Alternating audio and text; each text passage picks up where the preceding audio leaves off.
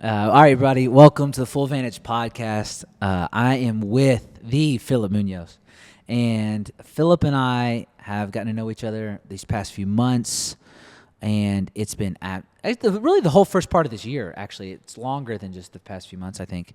And as we've gotten to know each other, it's some just amazing things have happened. I've just been so encouraged by you.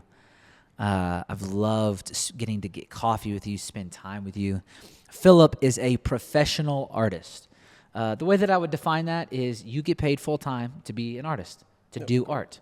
And I think anyone's an artist, and I think anyone can be an artist, but I think a professional artist is one that gets paid for their art. And maybe that's a bad definition. I don't know if you changed it. Anything you'd say to that? Maybe is that a good definition of it, or? I think anyone that's just going like full force without worrying about the money. Okay. I like that too. So non-metric driven. Like if you were the last person on earth, would you still go out and get that canvas and paint? Okay, Like cool. if it didn't matter that you were going to get paid or not, would you still do it because you love it? Yeah, I love that. I also love because I think this conversation is going to be full of that, meaning I'm going to bring something to the table, and what's going to happen is Philip is going to adjust it because the way that you view the world, the way that you view life, all the things that you've been through, so powerful. And I think that's what we're going to bring to the table today. We're going to talk creativity. We're going to talk his journey to being a professional artist. So if you're an artist or an aspiring creative or you want to be more creative, this is going to legitimately be the podcast for you. And then you need to follow my guy, Philip, because he's on his way. And it doesn't matter. What's cool about Philip, it doesn't matter what medium. Like my dude is creating all over the place. And it doesn't matter if it's chalk. It doesn't matter if it's a 100-foot by 50-foot mural on the side of this massive building, or the tiniest tattoo. It's like my guy's an artist, and so I'd love to dive in. Okay, I think this is a cool place. Let's dive in here. Your come up, your journey to being a full-time artist. Let's start there, and as we go, I'm probably going to interrupt you a few times just to kind of like, hey, did you hear what he just said? Because he started at this point and ended up here. Because I know that, a lot of it, but really feel like that's an important place to start, man. So, yeah, if you don't mind, how did you start becoming a professional artist? You can either begin with the art or the job. I'm good with both. Let's begin. How did art come into your life? That may be a better question. As early as I can remember, I've been interested in art. I think my dad saw my interest because I was drawing and coloring on everything. So one day he brought home this big roll of white paper because they were like building kit cars. My dad was working in like a shop and they were building these kit cars, and he brought home this big white roll of paper and sat it on the floor. Or he would like tear off a sheet and sit it on the floor. And then he'd sit me on it, and I was probably 2, 3, with my crayons and colors and whatnot and markers, and I would just sit there all day. And then once I started getting a little bit better, he would sit me at the dining table, and he would put random objects on the table and say, draw this. So I remember the first thing was like an apple. That's one of the first memories I have anyways. That's a classic one too. Yeah. Drawing an apple is like the most classic thing to like progress in, which is awesome. Was your dad an artist? He was. He was more an artist in school. Okay. After graduating, he just got really busy with work and life, taking care of the family and whatnot. Right. But he was a painter. He would paint in high school and stuff like that. Oh, that's awesome. Okay, so he would put objects. Sorry, I interrupted you, but no, that's good. So he put objects on the table. You would start drawing them. Where did it go from there? Because he would ask like, what's missing? Because I would draw this round shape of an apple, and he said, what's missing? And I'd say, I don't know. And he'd say, where's the shadows? Where's the light? So then I was like, oh, and I'd start shading. Where's the highlights? Oh, and then I'd, do the highlights and whatnot. And it would get more intricate with different objects and whatnot. And it started teaching me how to see. And I think once you start learning how to see reality in a new way, your perspective changes on how you perceive reality. Okay. Again, this is what I'm talking about. I'm going to interrupt because my guy is saying something here, and I think you may be missing it. And that's the thing. That's the question. What is missing?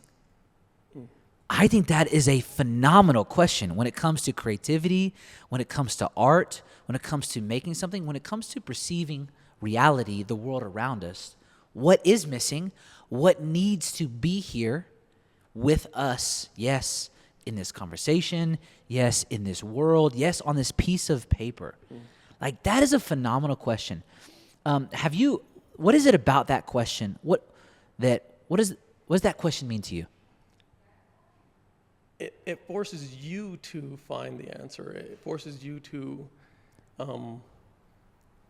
come up with the missing piece of the puzzle instead of somebody giving it to you. I think when you have to find it yourself, you learn it better. It sticks.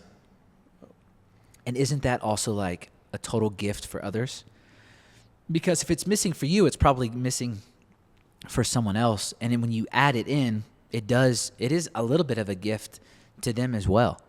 You know, it's like, oh man, that's awesome. Yes, it looks great, but I can also celebrate with you and what you just did. And you just, did something for me. Yes, we're talking about a little kid beginning, on the floor and then to the table. But I think that's actually a huge through line on your journey is like, hey, what's missing? Oh yeah. It's like, I feel like that question, I've heard you say that question a ton. Yeah. And you've carried it. So after, Dad kind of took you to the table and you were like, hey, draw these objects, and you learned how to add what's missing. Where'd you go from there? By the time I even got to kindergarten, I was already drawing like pretty well. There weren't stick figures anymore. I was doing actual like shapes of animals and stuff. So all through elementary, my art was being hung in the hallways by the teachers. They were like, oh, this is amazing, this is great. And they were putting it up, and that got my little, kid mind thinking like, wow, people are appreciating this cool stuff that I do with my colors and markers and pencils. So not that I was doing it for that, but it makes you realize that there's something to this. People admire, I guess, how your mind works. I've had people say that multiple times. Like, if I could only spend an hour in your thought, in your brain, I would like to experience what your brain is like, I guess, on the inside. But I don't know where I'm trying. No, it's good. No, what I love you're saying is like admiration. I think that's that next step is you got to a point where, hey, I'm making all this art. It's going up in hallways. I've gone beyond just like the normal, and I've really experienced admiration. And admiration is okay because when someone admires you, what it does is it really allows you to say, oh, there's something here. Yeah. There's something special that's happening, that's coming through my life, that's coming out of my life. It's coming out of my mind and out of the way that I'm living. Maybe, just maybe, I have a talent here. Maybe I'm skilled here. I think a lot of people are struggling with, in the world that we live in, hey, what do I bring to the table? What's the gift? And so what's cool is if someone can admire, it's really important because that may be something that you have to offer the world.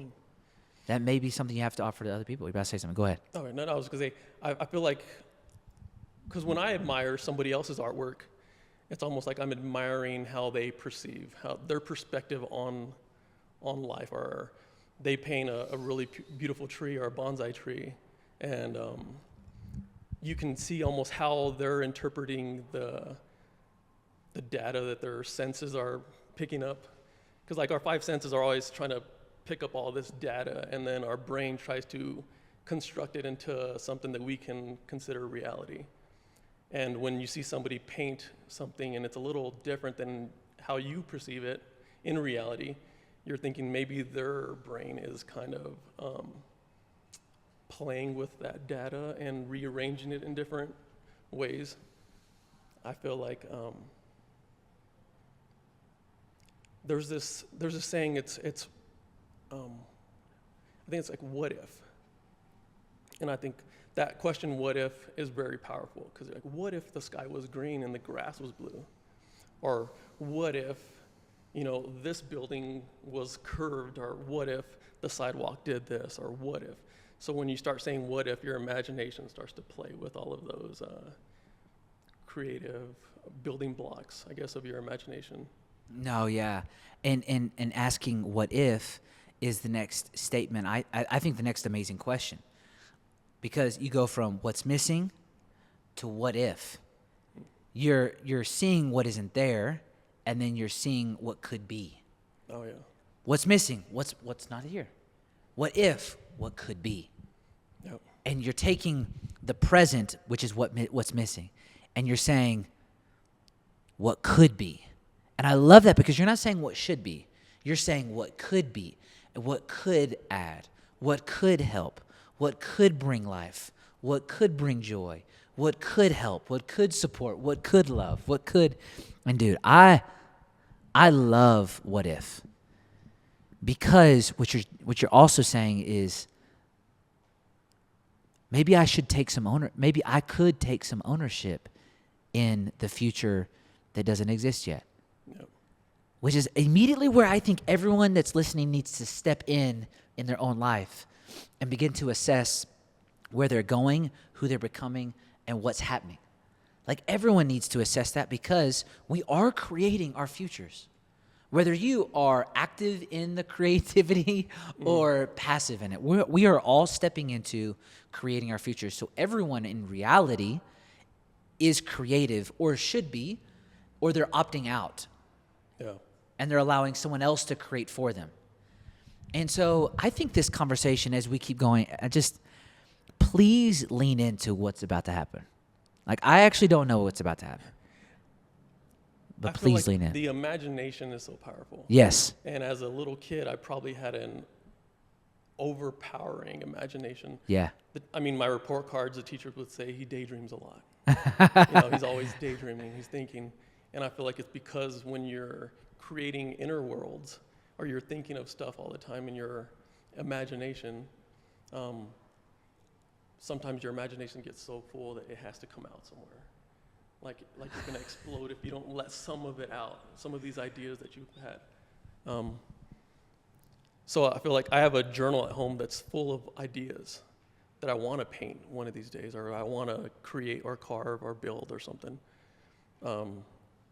because of that daydreaming, of that imagination. And as a kid, you have such a powerful imagination, and as you grow and get older, you slowly let that die, or most people do.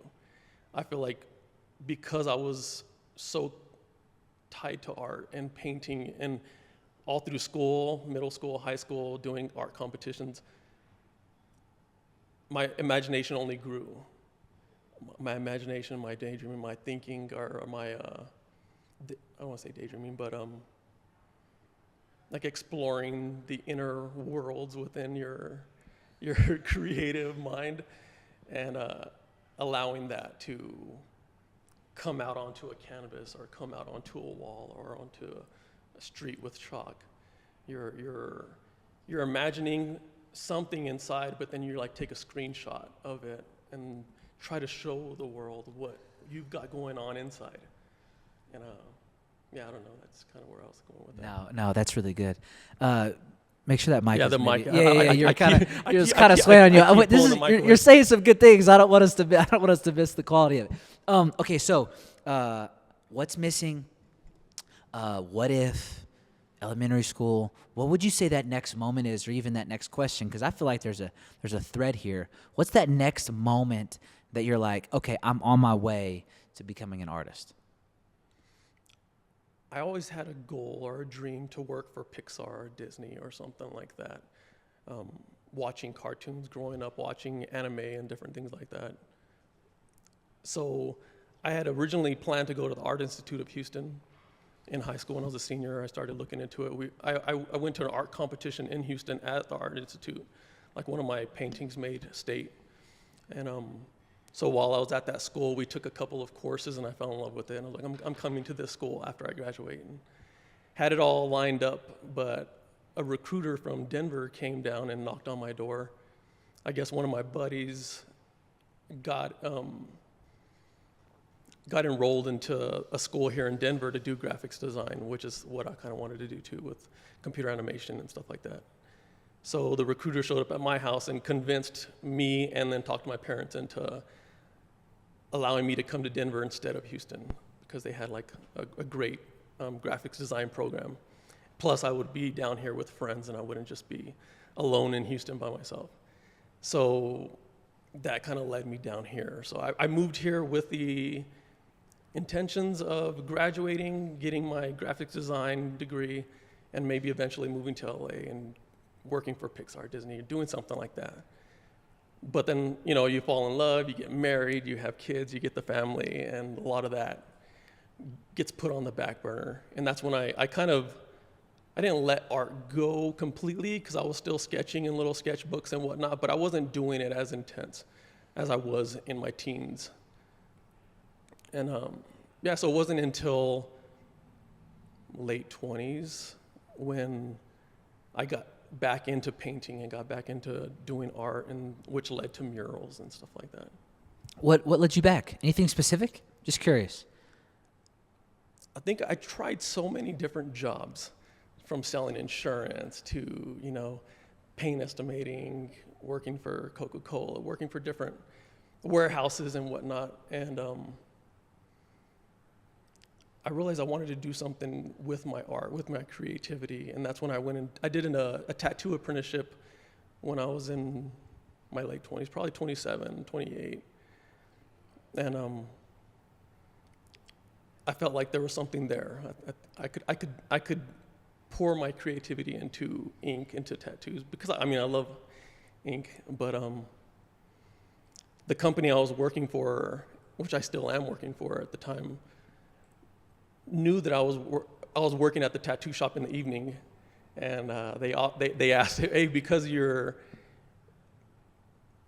have that the creative side, because you're an artist, do you think you could paint something on one of our walls here in our show floor, because it's a large furniture company. So I painted a huge tiger above the bathroom, and they loved it. And that was the first mural I'd ever done. And after that, they asked, do you think you could paint an astronaut in this room over here, or for the kids' furniture? And before you knew it, I was painting murals throughout that entire show floor. It was like bringing life to these rooms, especially where you had kids' furniture and whatnot. And because we have multiple locations of this furniture company, they realized that this store was looking way different than all of the others. And that's when they asked if I would become the corporate artist and just do murals for all of the locations. Okay. Okay, here's why I'm laughing. Because that is a wild story. You became a corporate artist, and I just think, oh man, okay, you're working 2 jobs, and you're an apprentice on the side at nights. You're going to bed 3 a.m., 2 a.m., right? Staying up late. Yeah, you're going to bed so late, and you're waking up so early to work this other job that you're not an artist at. I think that is so important, because you're working at this furniture store to pay the bills, and you're diving into a passion that you'd like to flesh out. Yep. What could be? What if? And man, okay, everyone needs to know where you began at the furniture store. It's not the most attractive beginnings. So do you care to share where that furniture store job began and the steps in it? Yeah, I was working for another company as a merchandiser for beverages, and I didn't like my schedule. I was having to wake up at 1, 12, midnight to get ready to go to work, because I had to be at the first store at 3 in the morning. So I had told my buddy, I'm not liking this schedule. And he said, you should come apply at my store where I'm working. I'm working in the warehouse of this furniture company. And You should come apply for the warehouse. We could work together, and this was one of my best friends. So I went and applied, and I put like warehouse position. I would like anything in the warehouse. And they came back and said, we only have a position open in our janitorial, or our maintenance, like show floor maintenance. And I took it. I was like, anything would be better than waking up super early. So I took this show floor maintenance position, which is like a janitorial. And the first week I was in this position, I already wanted to quit. I was like, I left. Quit week 1. Is anyone out there that wants to quit week 1? Can I get an amen? You know, it's like, yeah, so many roles. I feel like that. Keep going. This is so good. Yeah. Yeah. So I just, I was questioning, why did I leave where I was at to come clean these different, I was cleaning restrooms and doing different jobs around the show floor. But I loved the environment. I loved the people. Everyone was really nice. They, it's a really cool place to work. And after 6 months to a year of doing this position, they noticed, they're like, hey, Phil, you're such a hard worker. Do they really call you Phil? Yeah. Oh, man, I need to start calling you Phil. I feel like that's great. Phil, you do not remind me or make me think of a Phil at all. But it's okay. So keep going. That's good. So yeah, they told me, what position would you like to go to? We have different positions in the warehouse that you could take, or that you can do.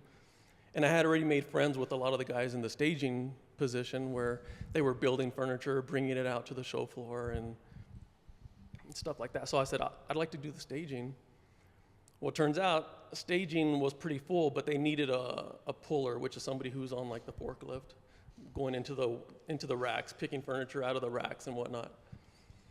So I took that. So there I was, driving a forklift throughout the warehouse, picking furniture, bringing it to the staging area, helping build, helping wrap furniture, take it to we have like a shop where they like fix furniture and stuff like that.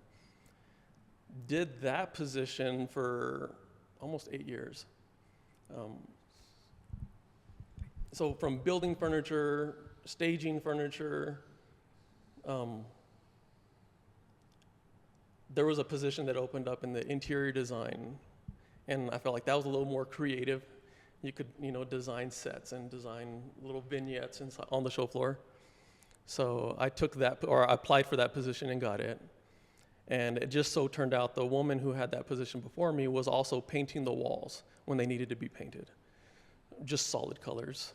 And because I had a painting background, just of like residential homes and stuff like that, I was like perfect for the job. And so I was designing rooms, and then whenever they needed a wall painted, I would go paint that wall green or go paint that wall blue.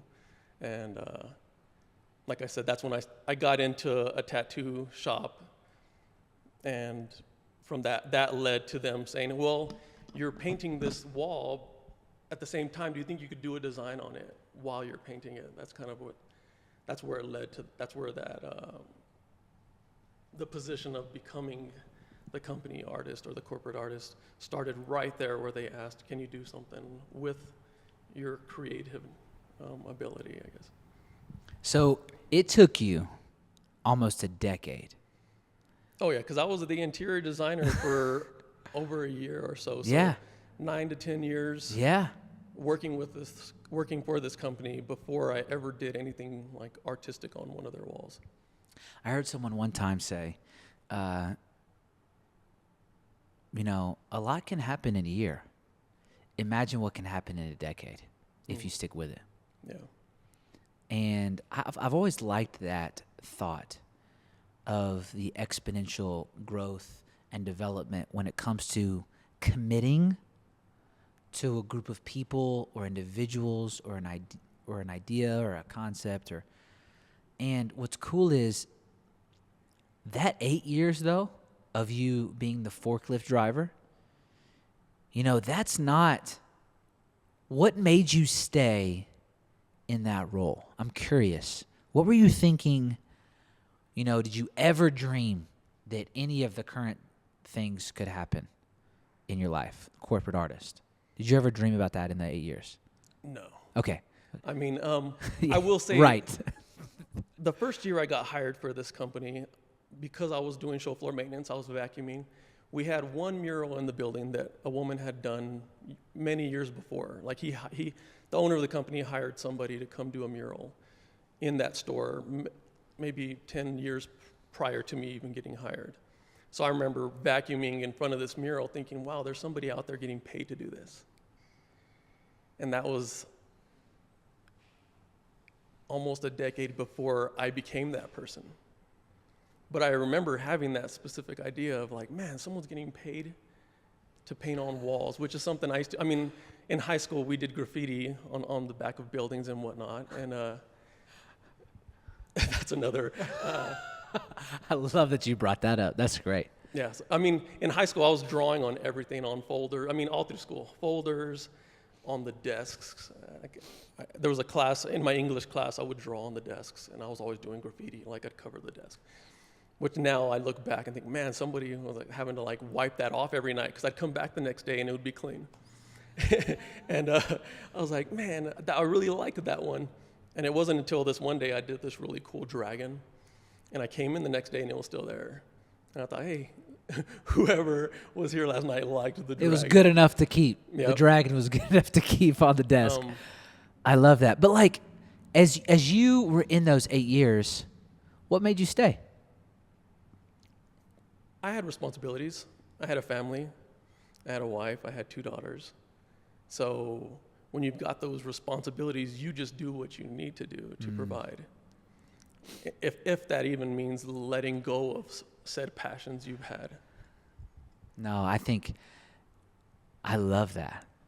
And then out of that responsibility and out of your commitment, did they say that you were doing, like, were you doing the minimum, or were you doing the maximum, or, and what I mean by that was the quality of your work. Like, what made you, do you think, I know you don't love to talk about you, but like, what made you stand out?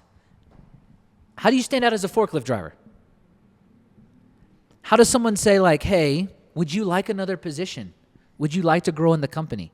What are those attributes, or what did they say? I'm really curious. That's I think interesting thing. Attitude has a lot to do with it. Okay. You know, they say you can do a job, but if you do the job whistling, then people notice, hey, he's enjoying his time here.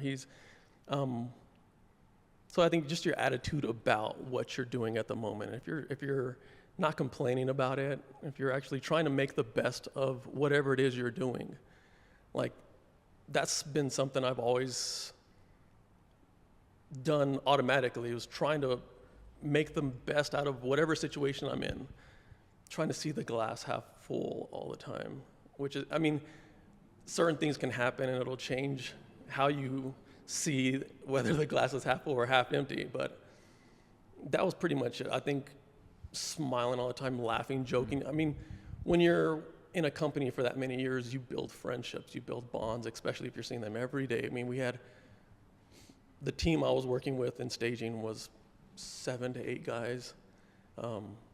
Plus we worked with a lot of the designers, the interior designers. It was like one big team back there. So you build bonds and friendships. So you're coming to work and you're doing work, but at the same time you're hanging out with your friends. We're all building furniture together. We're all laughing and joking and stuff like that. So, yeah, just showing up on time. When you have responsibilities like a family at home, you're not slacking off. You're not showing up late. You're not taking it for granted. No, that's good. The responsibilities are real. Yeah. But to be able to provide and to be able to lean in as you have those responsibilities and create and have this all of a sudden moment, people could be like, oh my gosh, I wish I had your job. And then you can turn around and say like, but would you do what I had to do? Oh, right. You know, would you go through what I had to go through? And what did you learn in those, 10 years that helps you today? What did you learn in those 10 years of not being the corporate artist that you are today? Oh.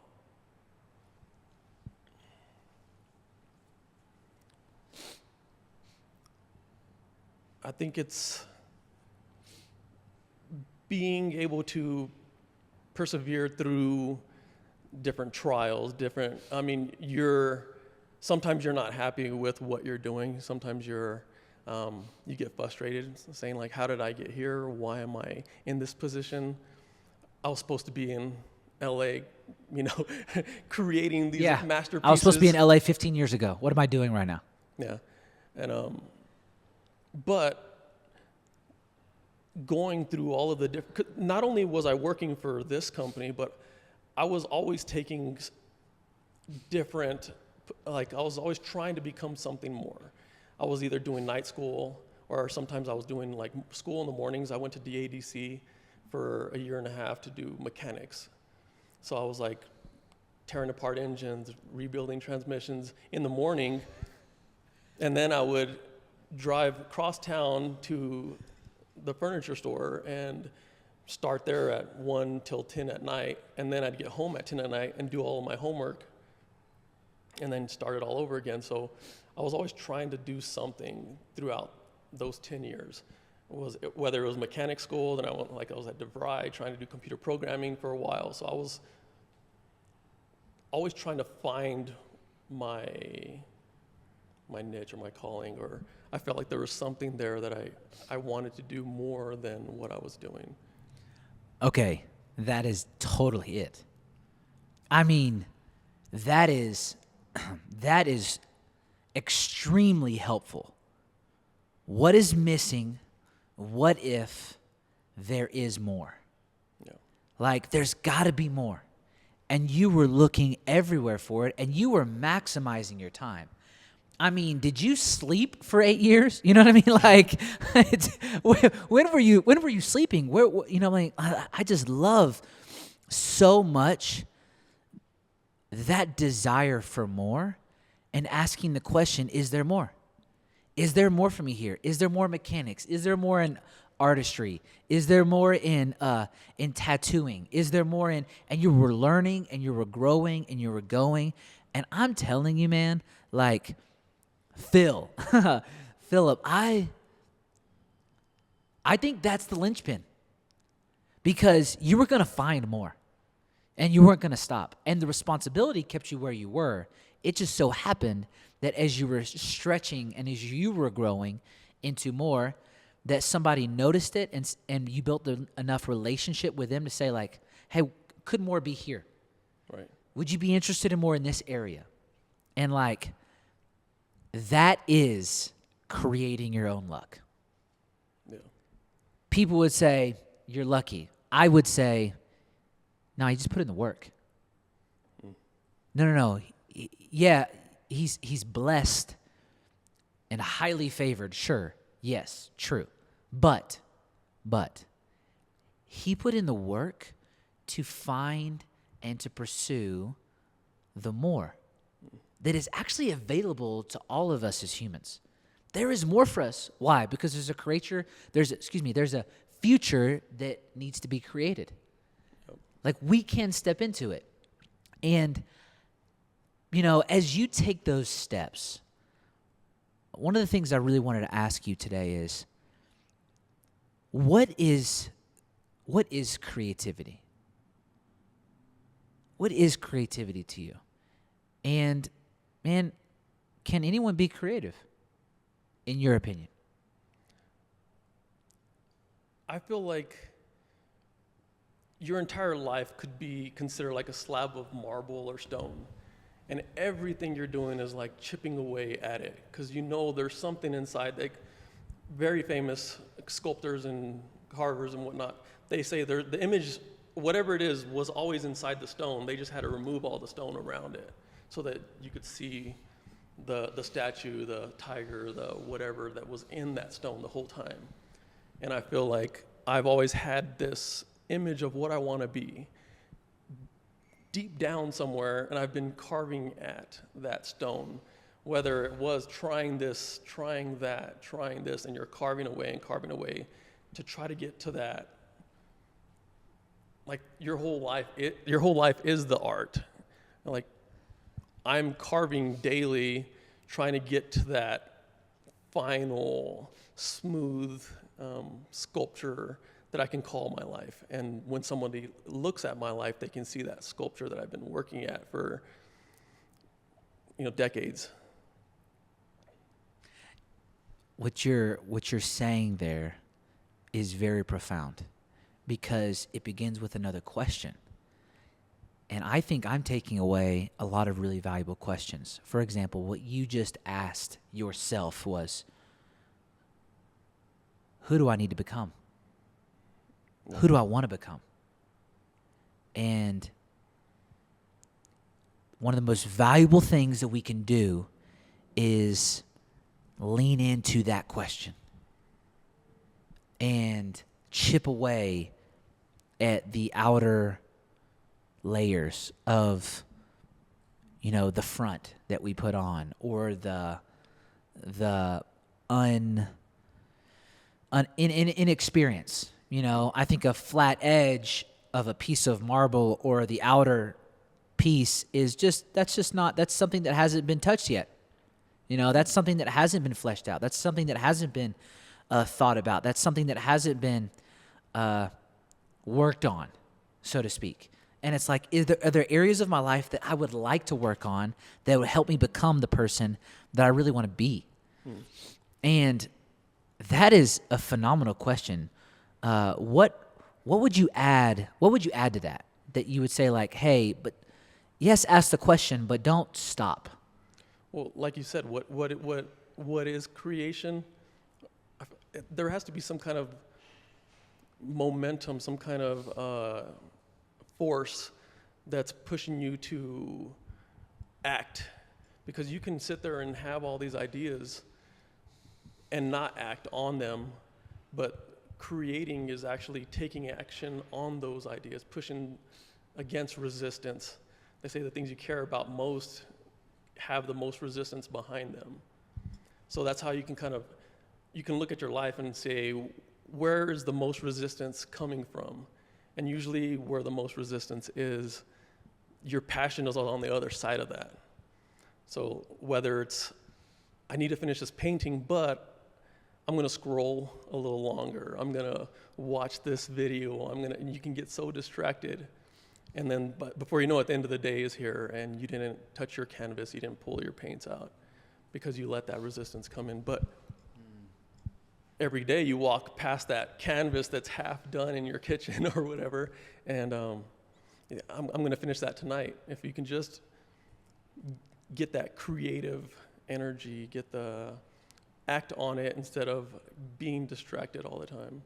I love that, because what it makes me think of is this question that I read quite a few years ago, and the question's never left me, so that means it must be important to me. But this question was, if you ask me a big enough question, or if I'm asked a big enough question, I'll give it my life. And it's this idea of giving, not receiving. And creativity is a gift that we give, that comes from us, that is a force that comes from us because it's worth it. Like, the reason for me to create is that why is bigger than the why that for me to just sit here and just receive, by the scrolling or just the consuming nature of it all. And I love what you're talking about, because giving is greater than receiving. Yeah. Like, to give of myself, to lay down my life, to help somebody else, to serve, to be a part of, to commit, to let people know who I am, to give a gift that is greater than, honestly, that's greater than money, that's greater than an object, is the giving of yourself. And what would you say has happened to you as a creative, as a creator? What happens to you when you create? Maybe even internally. I'm just curious, because you do such a great job of, like, you're honest. You're a very honest person. And you're a bit of an introvert as well. Oh, yeah. And which is really cool. And so what's cool about someone who's honest and is an introvert is you feel like, oh, I don't really want to talk about or share this, but I will because me giving and creating and helping is greater than me just holding and taking. yeah. And I've just noticed that about you, which is one of the reasons I love spending time with you, because you're such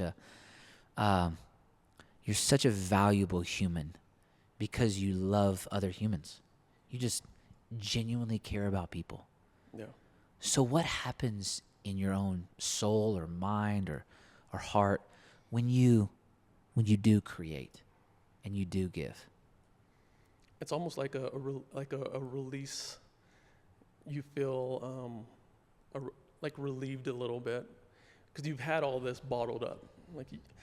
I get to the point where the library of my creative ideas is getting so jam-packed that some of it has to come out. Like, I've got to let this out. I've got to let the world see what I've been thinking about, some of these ideas. And I think inspiring somebody else is a blessing. When I'm up on a scissor lift or on a ladder and I'm painting something and some kids walk by and they're like, Dad, look, he's painting a cool whatever, he's doing this tiger, I imagine being that kid, seeing somebody do something like that and having that idea like, wow, that's possible? Like, that's something I can do? Because when you're growing up, you're trying to think, like, what am I going to be when I grow up? You have all these ideas, an astronaut, a pilot, and when you see somebody, like, creating another world on a wall for everyone to enjoy, if I can inspire one of these kids or anybody to see that's also possible, that could be my career path when I grow up, or if they go home and pull out their sketch paper and markers and stuff because of seeing me up there, I'm like, that's worth it. Just having the idea that I might be inspiring somebody else to follow their dreams too, to just try to create something out of nothing. I think that's kind of what inspires me. Okay, so again, that is so powerful because what I'm hearing you say is one of the main sources for your creativity is not yourself. It's someone else. And it's somebody you don't even know. I saw this man at a coffee shop with a box, this one right here. And we hung out for a second, and actually we probably hung out for like 2 hours that day. And we were talking about just so many amazing things. And the thing that he was most excited about was this box, this little wooden box that he found in this random, where'd you find that box? You found it in just some random like shop. And he was creating it for his daughter. Oh yeah, a little music box. Yeah, he found this music box and he was redoing the whole thing, sanding it down, doing art on top of it, and he was excited to give it to his daughter for her birthday. Yep. And I'm like, and you could see that he was just the most passionate about that right there, thinking about what he was about to give his daughter. And I just think of how important and valuable and intentional the simplicity of that small thing is, but it was the biggest thing to you because you were thinking about her and you were creating for her and you were wanting to give her hope and you were hoping that she would like it and you were wanting to give her love and hoping that she would love it and feel that you love her. Oh yeah. I feel like those are the best gifts when it's something somebody took time out of their busy schedule, their life, and invested that time into creating something out of their imagination so that when you hold it, you can look into that and be like, wow, like their mind thought that up. Their mind was looking at the little details on the carving on the top of this box, or when I look at my daughters both paint, and they're both artists. So Of course they are. It's genetic. Go ahead. Yeah. so when I'm looking at their art, like they'll give me art for gifts. Like for my birthday, my daughter will paint me something or draw me something, or because later on, it could be 2, 3, maybe even 5, 10 years later, I can look at that and see the brush strokes. I can tell like, oh, she was thinking this, or her, like some of the artwork I keep from when they were 5, 4, 3. You see what their little mind was imagining. There's like a little ladybug right here, or a petal of a flower, and you kind of get to see the inner workings of their imagination, and the fact that somebody would take the time out of their day for you. I feel like that's way more valuable than, taking half an hour to go to the store and buy something to just hand you and say, hey, I hope you enjoy this. I feel like those creative gifts are way more powerful. So when I'm constructing something to give to somebody, I kind of hope they're thinking about it the same way. They're going to look at it 10 years from now, 20 years from now, maybe even when I'm gone, hold on to something that I've created and cherish it way more than, something bought. No. And I think I totally agree. I mean, I just said no, but I'm just saying, like, no way. Like, there's no way that somebody wouldn't. There's no way that somebody wouldn't cherish that because of the time and the effort, especially if they know that you love them and you made it for them and you're thinking of them. If somebody is trying to be more creative, what are a few things that you would encourage them to do to, one, think of themselves as creative, and two, maybe like lean into it more? What are some of those principles or aspects of creativity that you would encourage them in? Gosh, I'm very big into meditating. I've been meditating for over a decade now. So I feel when I can go find a nice place to sit, when I hike, I try to find like a big rock on top of a mountain somewhere. And I'll sit up on that rock and do my breathing and do my meditating. And when I get into that right spot, that's where I feel like creativity and ideas and imagination, all that kind of starts to flow in. And I get these ideas that I feel like are inspiring, or just some of them are dynamic. Like I feel like I've got to get home and at least journal this down or write it down. I'll pull out my phone sometimes and write myself like notes of what I'm going to paint next or what I'm going to sculpt next. So taking time to allow your brain to come up with these ideas. I don't think we take that time for ourselves in these busy schedules that we have right now. We're busy with work, kids, family, you name it. But if you can take at least half an hour out of your day to just sit, be still, allow your mind to enter into those creative caverns of your imagination or of your mind, and allow something to come. I also do like sensory deprivation float tanks.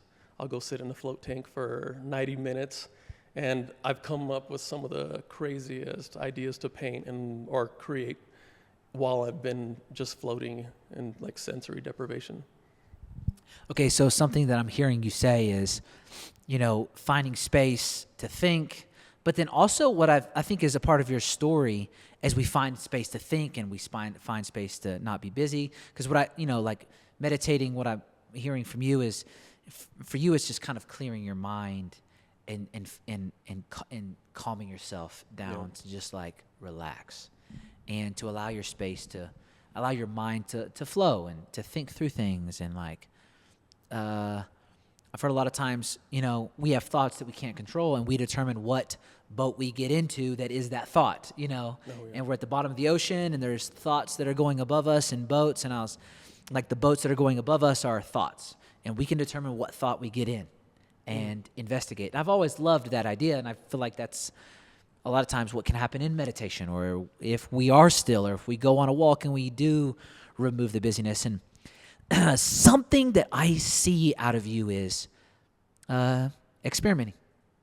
Yep. You constantly are putting yourself in position that is both uncomfortable and completely comfortable. And there's not really a ton of in the middle of like casual, I mean, you're very casual and you're like conversational. It's not what I'm not saying that you're not that, but you keep pushing yourself to the extremes of like full force, all in, but then like, how can I stretch myself in things that are different, like sensory, what do you call it? Sensory deprivation, where you remove the senses or you expound on this sense, or you spend time in like a dark room, or spend time in nature, or you spend time floating at a float tank, because the idea is like, I think the idea is it's so salty, the water's, you float really on top of it, super easy. It's like 1,100 pounds of Epsom salt. Yeah. 10 inches of water. The water is the same temperature of your blood. So once you close the door or the top of the capsule, the air becomes the same temperature as the water and your blood. So within 10 to 15 minutes, you don't feel like you even have a body anymore. You're just like a little orb floating through space. And you just described that like such an artist, by the way. The way that you just, it's like, I don't even feel like I have a body anymore. And it's like, that's hilarious. But you're right. It's like, where does my body end and the water begin? Or where does my body end and the air begin? And it's just like, whoa, removing of the senses. And I think a majority of our population has a hard time sitting with their thoughts. Right. A lot of people are like, oh, that would drive me crazy if I was in a tank somewhere just with my thoughts. Being alone with your thoughts could be really difficult for a lot of people. And it was for me at the beginning of my meditation 10 years ago or 11 years ago. But over the years, I've gotten to the point where it's almost like organizing a dirty room. You've got clothes over there, you've got books here, you've got all this stuff, which are all your thoughts, all of your negative emotions and whatnot. But once you can start like tidying up and cleaning up that room, then your mind becomes very peaceful and calm, and you can go into that space. And then you love being in that space before you know it. That's all you want to do. I got addicted to it at one point where I was only wanting to meditate all the time, because I was practicing this form of meditation where you create a garden in your mind that you can walk through. So I would sit there and I would imagine, a Japanese garden with koi fish and all of the pagoda temples and different things that I would imagine, and I would imagine walking through that. And once you can get to that point in your meditations, you calm it all down, calm all the thoughts. It's super peaceful. And then you can actually open doors to the creative side of your brain. You can say, okay, now that I'm calm, I'm not having all these outside thoughts, I'm not having any negative thoughts. You allow the creativity to come in and start imagining. That's where the imagination, I think, is so powerful. You imagine what something could be like, or what you would like to create next, or maybe even you're thinking about a project that you have started but haven't completed yet, and you start thinking about that while you're there, and you can almost start adding to it. I've completed paintings in my mind and then had to come back out and finish the painting in like physical reality. Okay, like, I think most people don't even begin to understand half of what you just said. And I think that's because they haven't even begun to start their creative journey. And what I've also heard that I love is one of the most important things in life is to begin to understand ourselves. Yep. To know thyself. Many Stoics and philosophers would say that is one of the most important things, is to begin to understand who we are, and where we want to go. And, as a man of faith that I know that you are, it's been so cool to see you and talk with you about how you have gone through a lot and the nuances of difficulty and issues, and you've come out, and it's like you now have this really valuable, healthy version of yourself, that you're not perfect, and I know you're not saying that, but you are on your journey and you're enjoying where you are and, you know, who God has made you to be and where you're going and all of these things. And I would say, like, I think this is a cool maybe moment to even just look forward just for 1 second before we bring this to a close, is what is next as you create your future?